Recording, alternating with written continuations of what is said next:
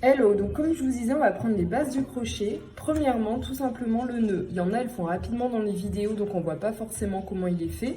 En fait, c'est une boucle, et à partir de cette boucle, je viens chercher le fil, donc en passant mon doigt à l'intérieur, comme ceci.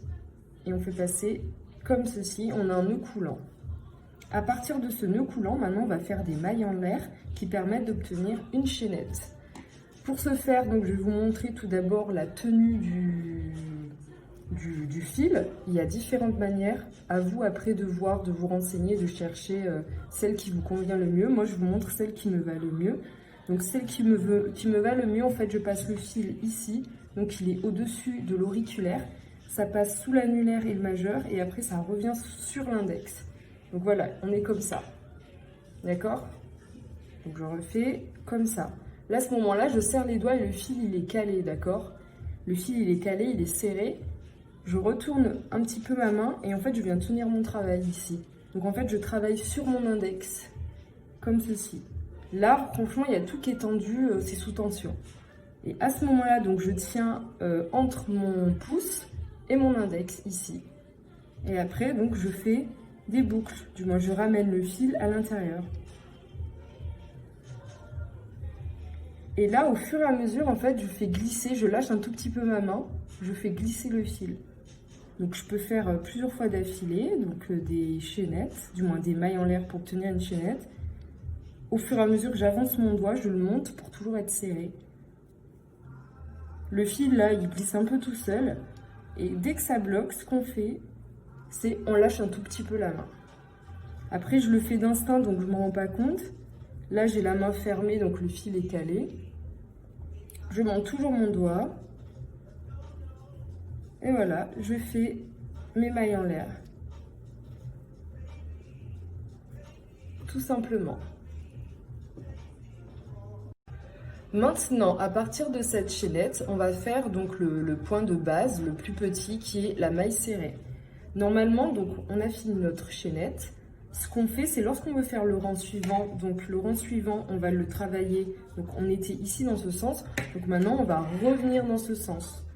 Et donc, une maille serrée, ça correspond à une hauteur de une maille. Donc, si je veux le même nombre de mailles de l'autre côté, je vais faire une maille en l'air. Et après, je vais piquer ici dans la suivante. Donc, piquer dans la suivante... Attendez, c'est-à-dire il ne faut pas piquer ici, il ne faut pas piquer où votre fil sort. Là, la boucle, en fait, elle sort d'ici, donc je dois piquer ici, dans le deuxième. Mais après, c'est logique, c'est là, votre fil, il sort d'ici, vous piquez pas ici, vous piquez juste à côté, juste en bas. Donc, ce qu'on fait, c'est on pique dedans. Des fois, il faut un petit peu forcer si on a serré. Et après, bon là, c'est un petit coup de main parce que c'est à force, hein, on s'habitue. On va ramener le fil. Donc moi, vous voyez, j'ai un petit coup de main, c'est je tends et je passe mon crochet comme ça par-dessus. Je le coince et je ramène une première fois. Sur notre crochet, on a alors deux boucles. Et là, on ramène une deuxième fois. On a donc une maille serrée. On fait pareil. Là, pareil, le petit piège lorsqu'on est débutant, c'est on aura tendance à piquer ici. Mais ici, en fait, c'est la maille dans laquelle on vient de piquer. Si on redresse le travail, on voit bien qu'en fait, la maille suivante, c'est celle-ci juste à côté. Donc, on refait une maille serrée. Une maille serrée, c'est je pique. Là, vous voyez, je tourne comme ça, je ramène une première fois, j'ai deux boucles et je ramène une deuxième fois. Voilà pour la maille serrée. Toujours sur le même travail, maintenant on va voir, en fait on va les voir dans l'ordre. En fait c'est de la plus petite hauteur, donc la maille serrée qui nous fait avoir une toute petite hauteur. Après on a la demi-bride, la bride, la double bride, triple bride, etc. Donc là si j'avais fait une demi-bride, en retournant le travail, j'aurais dû faire deux mailles en l'air. Tout ce qui est de la catégorie des brides, ce que l'on fait, c'est que l'on fait en premier ce que l'on appelle un jeté. Donc moi je vous rappelle, je cale mon fil comme ceci, voilà. J'appuie sur mon index et mon pouce, donc comme tout à l'heure, ici je suis serrée. Mais là on fait ce qu'on appelle donc un jeté. Il y a certaines personnes, donc c'est un peu un mouvement parasite, qui vont le faire manuellement. Elles vont prendre le fil et elles vont l'entourer. Donc c'est pas faux, mais si on peut aller plus vite, mais après c'est au fur et à mesure. Donc on fait le jeté. Et ah oui, je vais vous le montrer moi quand on le fait rapidement. En fait, quand on le fait rapidement, on tient notre travail serré. Et là, vous prenez votre crochet, en fait, directement, vous faites la boucle comme ça. Et vous avez votre jeté. Donc idem, on ne se trompe pas, on pique bien donc dans la maille suivante. Et donc là, pour la demi-bride, ce que l'on va faire, toujours on ramène une première fois dans la maille dans laquelle on vient de piquer. À ce moment-là, on se trouve avec 3 boucles sur notre crochet parce qu'en fait, on a notre maille de base, notre jeté et là, le fil qu'on vient de ramener. Pour la demi-bride, ce qu'on fait, c'est qu'on ramène directement le fil dans ces 3 boucles. On refait, donc je vous montre le mouvement. Je fais un petit coup de poignet, je tourne par-dessous, vous voyez. Le crochet, je le passe dessous. Je pique, donc c'est un jeté. Ah, j'avais bien serré tout à l'heure. Ça arrive, c'est les aléas. Moi, quand je fais mes trucs, très souvent, je serre trop. Donc voilà.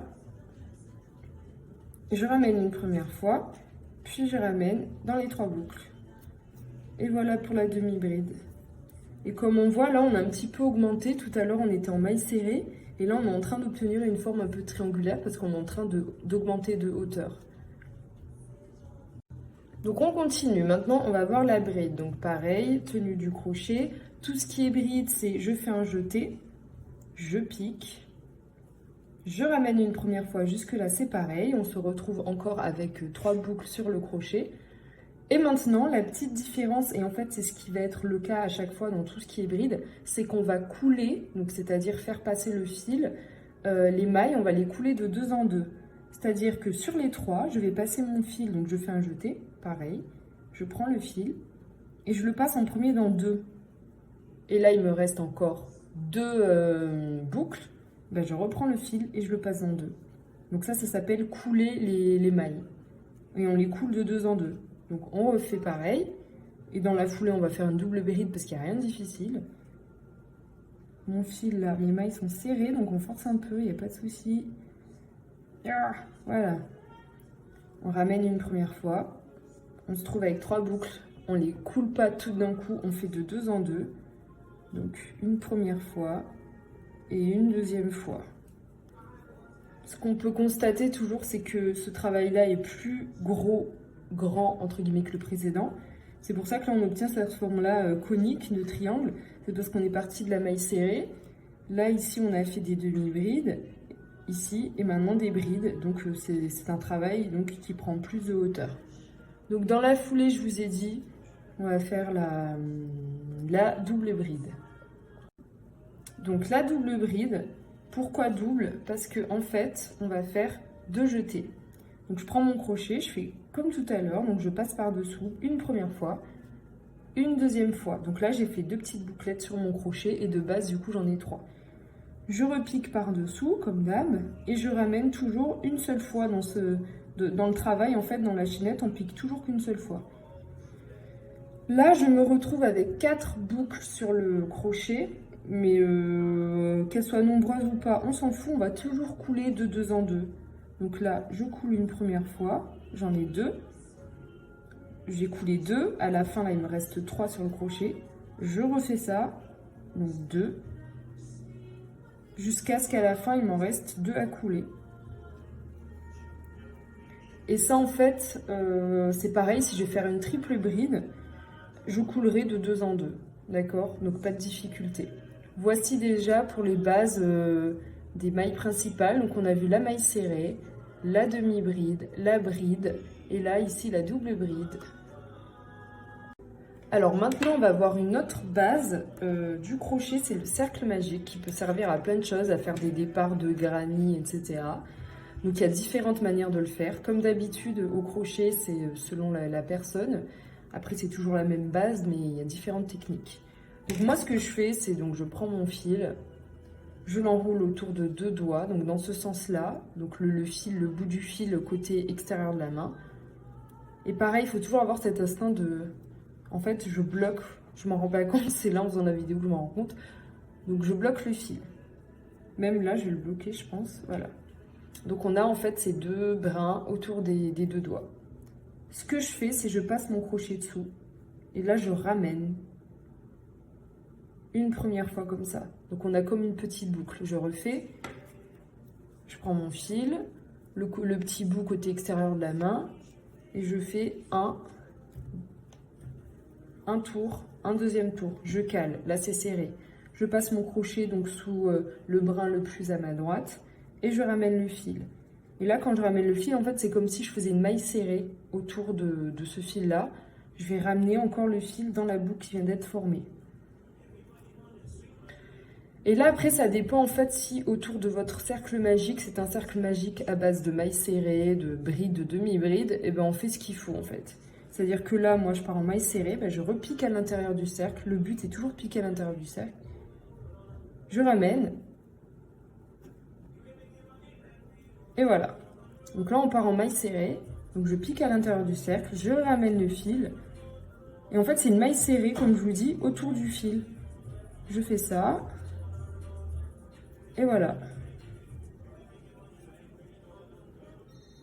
Après un certain stade, moi j'en ai marre de tenir le cercle comme ça parce que ça devient chiant. Donc on peut le lâcher et le tenir normalement, tenir son travail comme on fait habituellement entre les deux doigts. Donc je pique toujours à l'intérieur du cercle et en fait je fais juste une maille serrée en englobant le fil. Donc après on fait son nombre de mailles serrées dont on a besoin, je sais même pas combien j'en ai fait.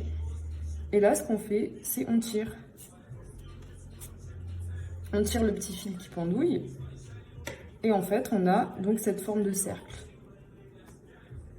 Par contre il faut fermer ce cercle, donc on va faire une maille coulée.